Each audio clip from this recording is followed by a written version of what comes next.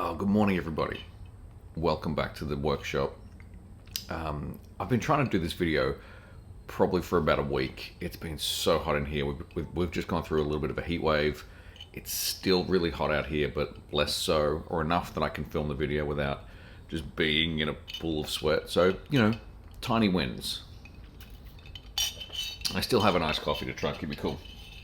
But what I wanted to do was a little bit of a end of year wrap up of my favorite tools. Now, look, generally people do these type of things before Christmas as a little bit of a buyer's guide. That's kind of not what this is about. This is just about me telling you about my favorite things of the year, things that I've discovered, the things that have changed the way I work, and then changed the way I live, I guess. But I will try and put links to all the bits and pieces, or as much as I can, in the description.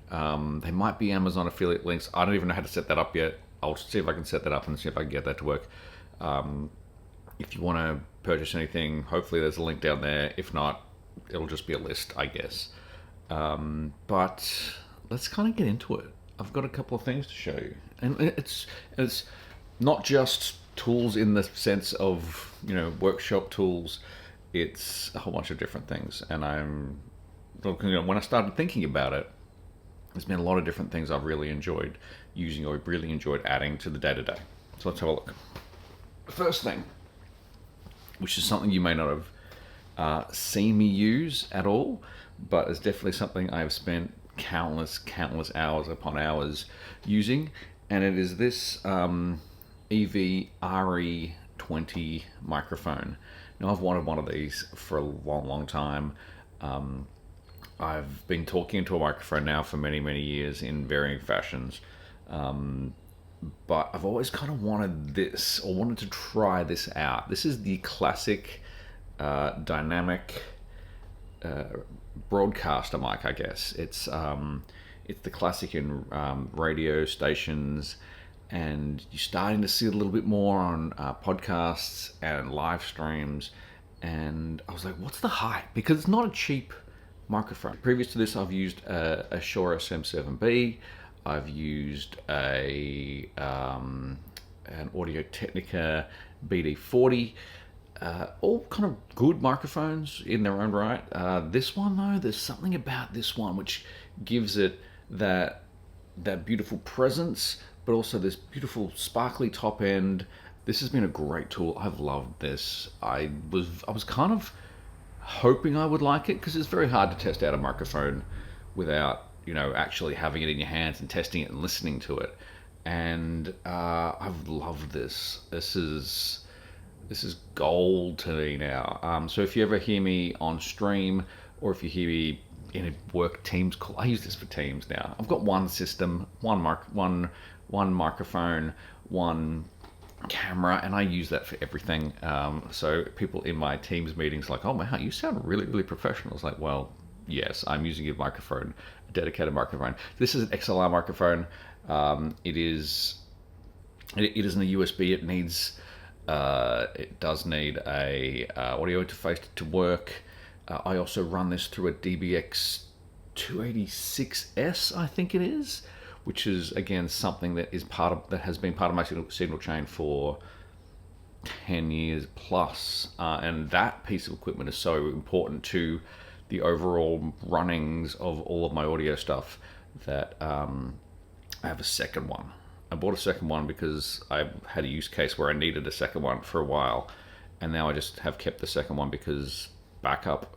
But I've never used it. It's rock solid, and I really like having things like compression and EQ and noise gating and things like that as a piece of hardware, because every time that I've used a plugin in like OBS or things like that, an update has switched it off, or it's glitched out, or so with hardware there's less chance of that happening, and an update won't kill it out of nowhere. So I just enjoy hardware, hence we're here in the workshop, because we enjoy hardware.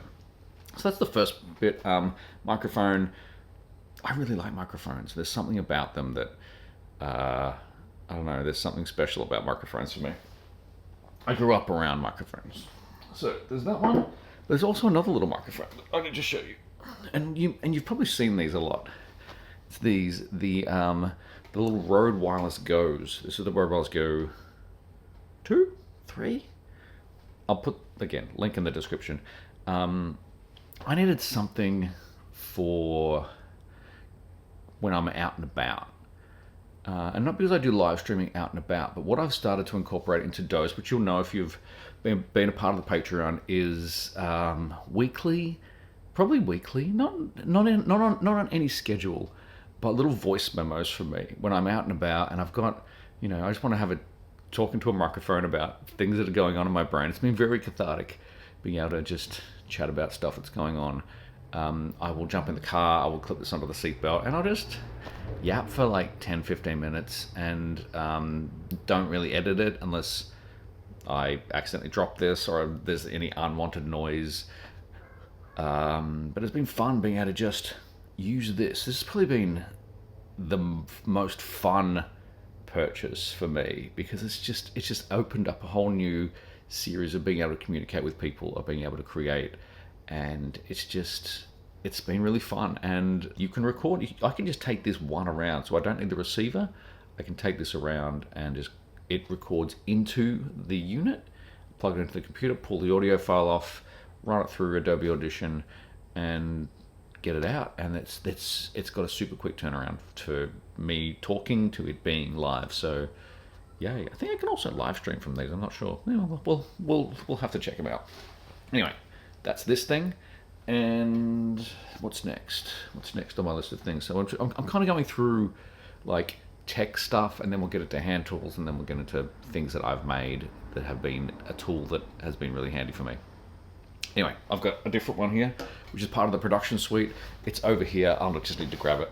You'll understand in a second. The other one is this. This is an Aperture MC Pro? Yeah, an Aperture MC Pro.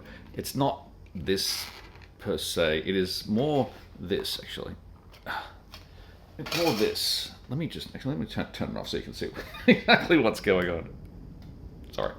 And it's this little LED light. There are a lot of different versions of this around. You can get different brands and different price points. This one's been really, really cool. I like this because the little scrolly wheel interface, it makes it really, really easy to work. It attaches to the phone, so I can adjust light remotely.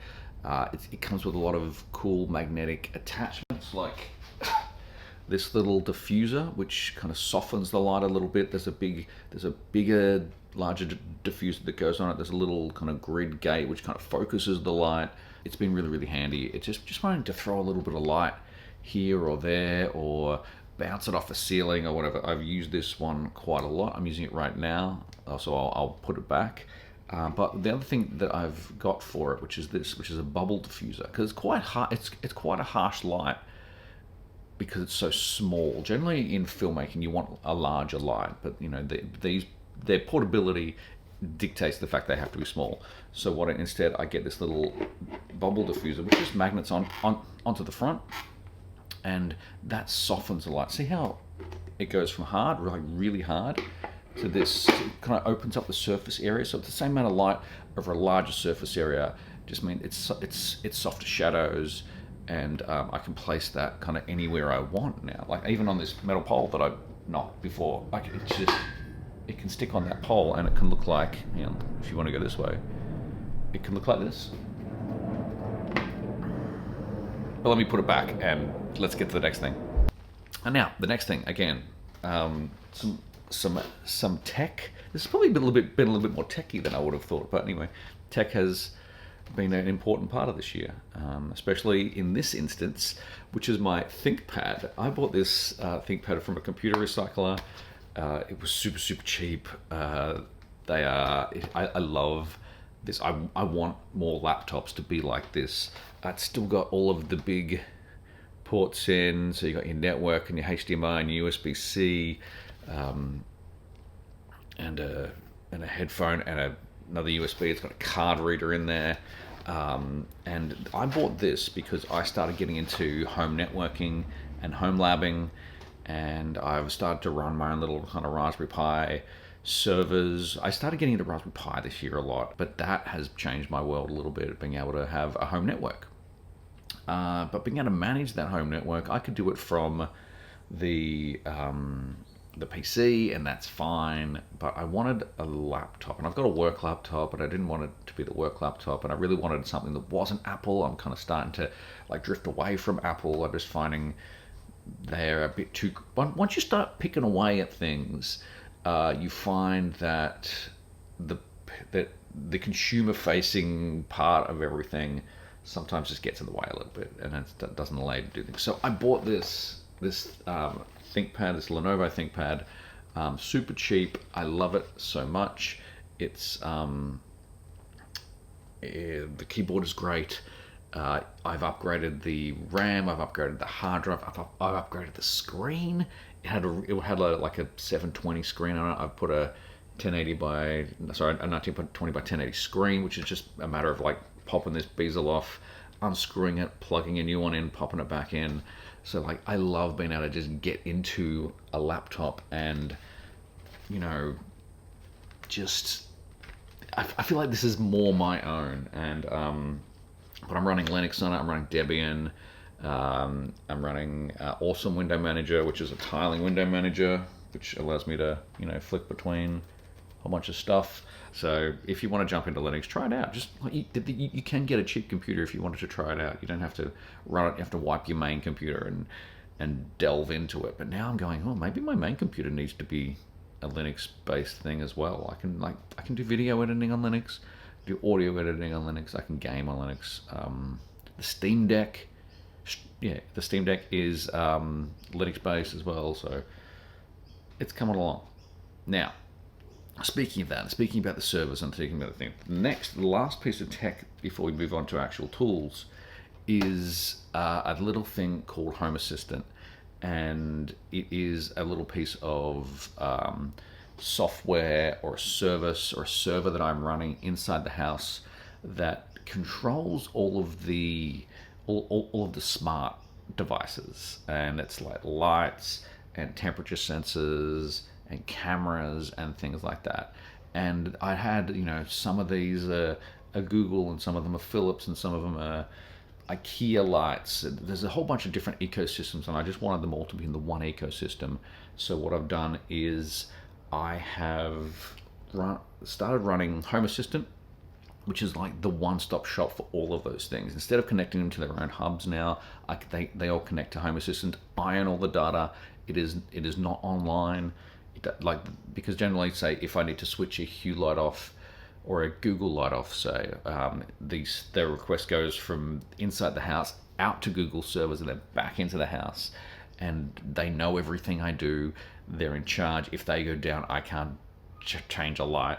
This means I can, and you won't be able to see because there are other non-lights in the house. I'm slowly working my way through moving them over. But if you watch this lamp here, and if you watch those lights over there, you will see it does this.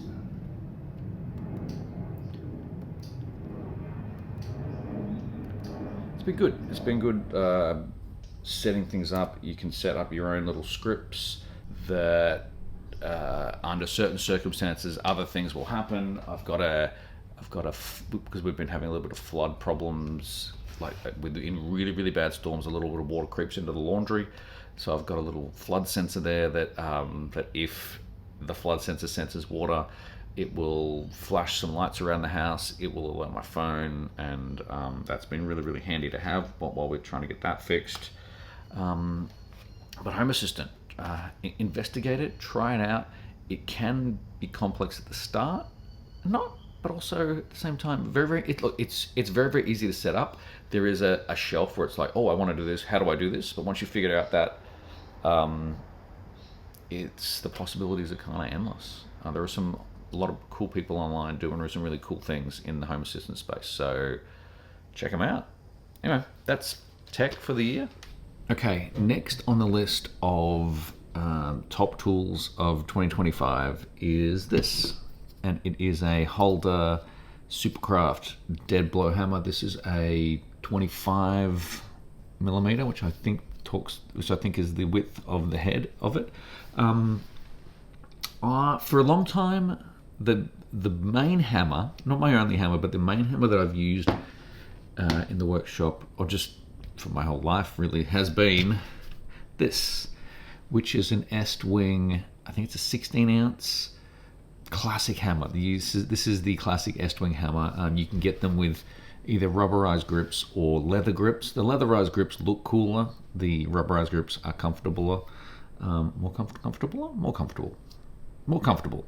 I've recently given this one a bit of a clean. It was starting to get a little bit rusty. Just through going through things, you'll see on there's like, nicks and scratches, and it was a lot worse last week before I did a cleanup of it. But I needed something that had a little bit more subtlety to it, and I saw this on a review online, so I picked one up, and it's great. It's got 2 nylon ends, so you can hit things and it won't mar the surface. It's light enough that it's great to carry around. I used it all the time just for adjusting things or hitting small objects in, like for doing the rivets and for doing eyelets and things. I use these, not rivets, eyelets. I've got a rivet gun for rivets. But the cool part about this is it's a dead blow hammer, and you can kind of hear in the head of this hammer is lead shot. So what that does is that because it's quite a light hammer, as you're swinging, the lead shot will move from the back or the middle to the side you have hit with to apply extra deadening force to where you are hitting.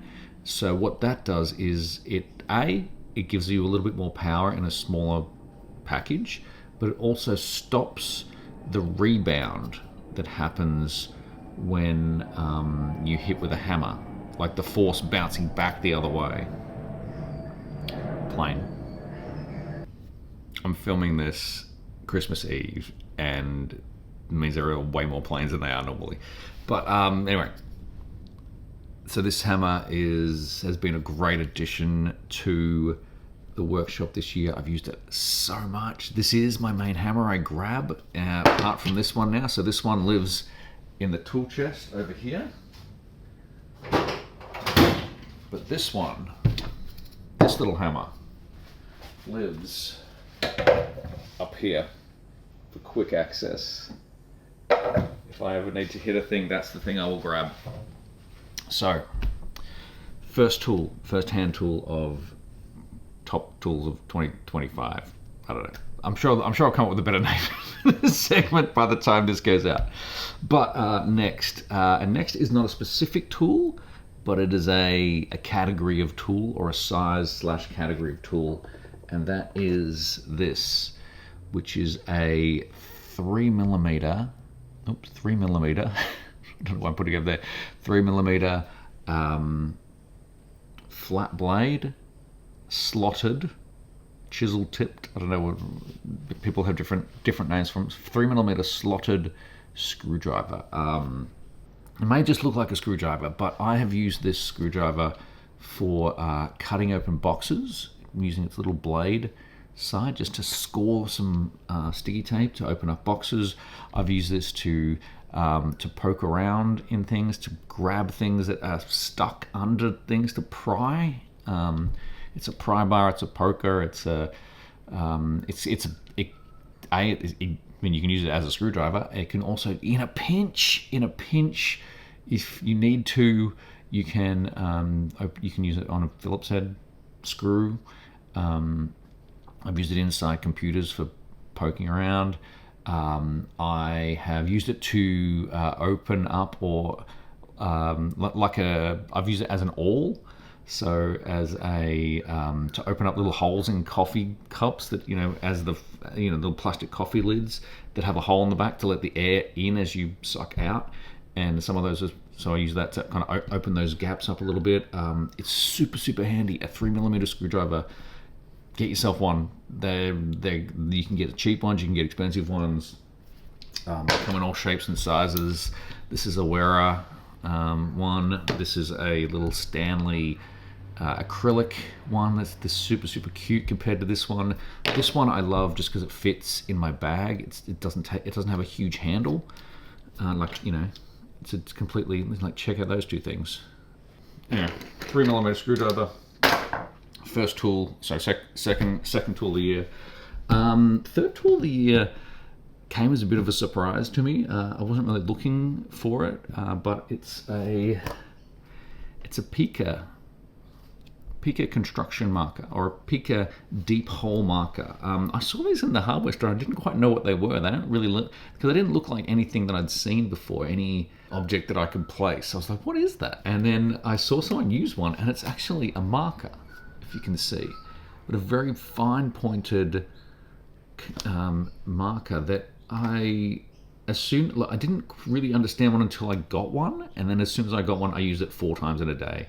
And it's great just as a regular marker, but it's also, its main purpose is a deep hole marker. So if you've got a hole and you need to poke it in and mark where you're drilling or where you're screwing, or just if you just can't get a regular marker into that hole, this marker is the way to do it. The Pika marker, if you have not ever tried one, there are a whole bunch of, you don't have to get Pika brand, there are a whole bunch of other brands as well. This is just the one I picked up. And they're cool. I like them. I have a few. I carry one around in my bag. I've got one here in the workshop. I've got one at the desk. They're really cool. Anyway, markers. And finally, I think in the hand tool department, not really hand tools, but again, kind of markers, has been these, which is out of nowhere, really. Let me bring you down to the level of me. Now this year I went on a search for the best marker I could find. And it's a marker that works on wood, it works on plastic, it works on paper, something that would be bold, something that was fun to use, something that felt good in the writing.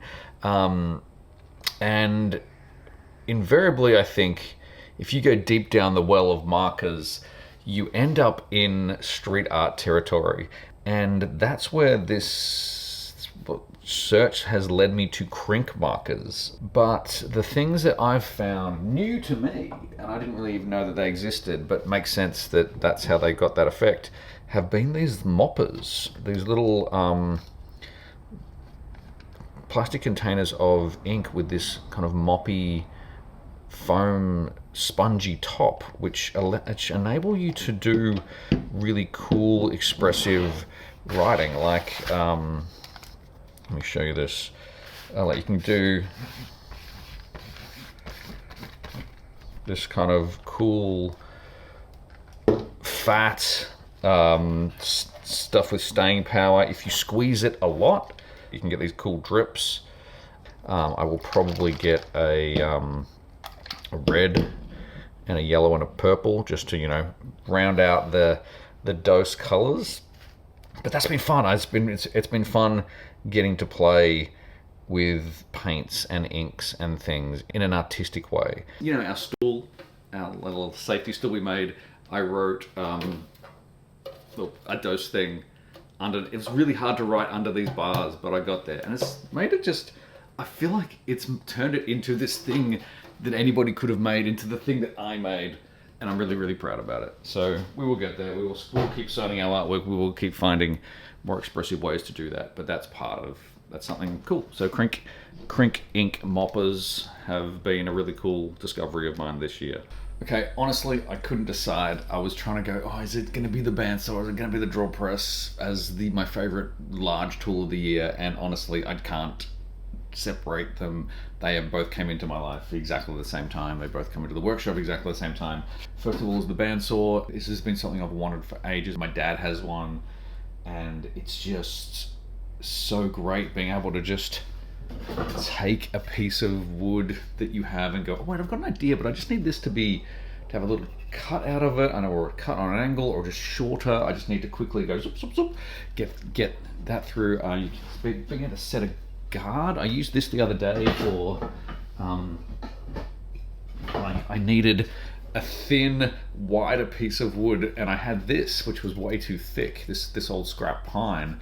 So I put the guard up and I raised the guard here, and I trimmed off like that much of wood, and then I was like, oh, there'll be no way I could have done that without a bandsaw. So it's just enabled me to think construction through in a slightly different way, because I can now cut in a slightly different way. On the other hand, there is this, which is the drill press. This has gotten so much use. I can't express to you again how cool it is just to be able to go, oh, I need to quickly make a hole that if I use the hand drill, it's going to be off-centered, or I need to hold the material a little bit firmer to be able to have a little bit more fine control over making holes. And this has been great. Okay, finally, of Top Tools of 2025, let's get into some things that I've made, which have made all the difference to my life. The first one is super simple. The first one shouldn't even be a thing, but it's a thing because it's changed the workshop so much. Where is it? Here it is. Is this? You saw before I was holding some, I think it's 1 inch by 2 inch pine, 30 by 70 roughly pine, offcuts. Well, I turned one of these offcuts into a tool caddy. My problem was that I would pick up my pencil from over there, I would walk over there, do some things, then go, oh, I need my drill bit, which I use all the time. So I'd walk back, I would get this, I would put them down, then I would go, oh, wait, where's my scribe? I need to mark this, or I need to... So I walk back and I would get this. 60 to 70% of the things that I use on a day-to-day basis are here. And that's some drills, countersinks, screwdriver ends. There's a step drill. There was a long number 2 bit, which is, you don't need until you need. Then there's a hobby knife cutter, like an X-Acto knife. There's an auto punch, which I've used just for marking holes in metal or plastics and things. My scribe and my pencil. And you know what? Now that I'm thinking about it, this thing needs a spot for the Pico marker, which is probably the other thing that can probably the other thing. Good thing about these, they're cheap and you can make another one. So, and as you learn, as you work more in your space, you will learn the things that you carry around a lot, and you can make your own. And I highly recommend it. And I highly recommend that if it doesn't work, scrapping it and starting again. I think the other thing that I've learned this year is the customization of things has been very important to me. About making them my own, giving them a vibe versus this could have just been an empty, plain block of wood with some holes in it and some pencil marks for where things go. But I decided to make it a cool object in a certain way. So I like what I've done with it. I like that it feels like when I grab this, I know I'm about to make something cool in the vibe of DoSE. Now, the other thing that has been great for me is if you're following along with the channel, you would have seen I have been working on sewing. And the sewing machine could have been a tool of the year, but I think more of the tool of the year is the outcome or the output of the sewing machine, and that has been my bag. If you are following along on YouTube, you would have seen an earlier version of this, me making an earlier version of this. This is version 2, which I put a video up about, exclusive to Patreon. This is a bag I made. It's my satchel, made out of sailcloth. I carry it around like this most of the time, but I can cinch it up and make it like a fanny pack bum bag type thing. It has in it all of my day-to-day things. I built this for me. This is something that I made with thinking about how I wanted a thing to be, and sewed it on the sewing machine. I found a supply for some sailcloth and all the bits and pieces, and I made it. This didn't exist before I thought about it. And bags existed, but not in this fashion, in this perfect use case for me. The only thing I would change, I think, is the way these little things are sewed on. I think I would run them through a little bit more to provide it a little bit more strength. But apart from that, I don't think I would change anything. I use it a lot. It's with me daily. It is my grab and go. It's cool. I really enjoy it. So that's been kind of the last thing. That's been my last kind of favorite tools, most indispensable tools of 2025. But before we go, I would like to take you through a one most disappointing tool, and not disappointing in the fact that it's bad or it doesn't do what it's set out to do, just that I thought I would incorporate it into my life more than what I have, and it's kind of got to do with this. Part of what I did this year was really stock take what I needed on a day-to-day basis, and really went through what I use, what I find a use case for, the amount of things that I carry around, because the amount of things I carry around are quite a lot, but also they're very, very defined to what I carry around. But this one, I was for a short time part of this. I guess we're calling it an everyday carry, but I just couldn't justify the size and the weight and the bulk and just having it. I mean, I did use it occasionally, but not enough. It still sits on my desk, and I still use it on my desk, but it's the Flipper Zero. I bought this. I was super excited. It is a really cool device to get into and to hack around with. It doesn't do all of the things that people are scared about, like can't steal credit card information and things like that, but it can read and write NFC and RFID and things like that. It does have a remote infrared on it. You can do a whole bunch of really cool things with it. It just didn't fit into my day-to-day. I don't use it enough to be, this is a tool for me to carry around all of the time, which I thought it would be. But it is a fun thing to have, and it does have use cases, just not for me on a day-to-day basis. And that's probably been the most disappointing thing, but not in that it didn't work, more in that I thought it would fit into my life a little bit more than it has, and it hasn't. But I still use it, so not a complete loss, just not as integral to my life as I thought it would be. But anyway, that's it. That is my favorite tools of 2025, and so that's tech, hand tools, large tools, small tools, made tools. What are yours? I'd be really interested. Like, one of the beautiful things about YouTube and social media and things is finding out about different ways people use tools and how you can incorporate them into your life. Some of them you look at and go, oh, that'd be really cool, but when you get it, it's like, no, I want it to be a slightly different way. Some things become indispensable. There are certain things that I've got my eye on that I'm like, oh, I wouldn't mind incorporating that into the workshop environment, or into my carry, or into the studio environment, into like how we film things, or how we light things, or how we present things to you. But anyway, hopefully this will be very different in 2026, and we will find some more cool things. But thank you for watching. Look after yourselves, go make something, and have a lovely end of the year. I'll probably see you in the new year with some new things. We're gonna actually, one of the things that might end up being the top tool of 2026 is we are getting a 3D printer. I don't know why I'm gesturing over here. That's where it will sit. It'll sit on the other side of that. Hopefully, I think on the other side of that sewing machine will be where it is. But we're getting a 3D printer. So the DoSE will have a 3D printer, and we'll start to investigate that type of thing, which I'm very excited about. But anyway, that's for 2026. This has been 2025. Again, look after yourselves. Have fun. Go make something. And I'll see you all soon. Bye.